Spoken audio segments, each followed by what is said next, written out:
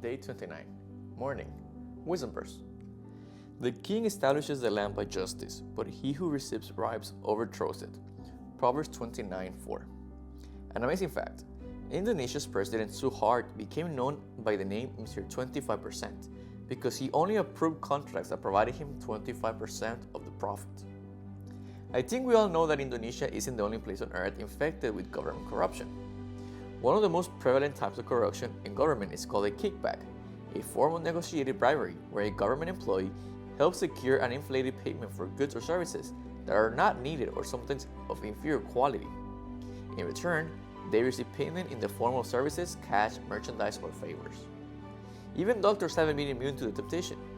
Until the Anti-Kickback Act was passed in 1987, many doctors sent Medicare patients to medical providers for treatments and tests they didn't need.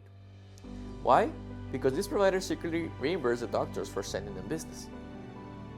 In case you think I'm only picking on politicians and doctors, many of us struggle at some point with resisting some form of bribery. It's part of our old man nature, and we get an early start. Children commonly try to bribe their friends, siblings, and parents. The Bible is full of examples of bribery as well. Think of Jacob, who took advantage of his brother's hunger and bribed him for the birthright. The payoff was a bowl of stew. Bribery, along with its own poor choices, caused the ruin of Samson. When the Philistine lords came to Delilah, they said, "Entice him and find out where his great strength lies, and by what means we may overpower him, that we may bind him to afflict him. And every one of us will give you 1,100 pieces of silver." Judges 16:5. That must have been a lot of money. She took the bribe, and poor Samson took the bait. And who could forget of Zacchaeus? He was a publican or tax collector, a group hated by most because of their habits of cheating and using bribery to increase their wealth. But meeting Jesus turned his life completely around, and that's the key.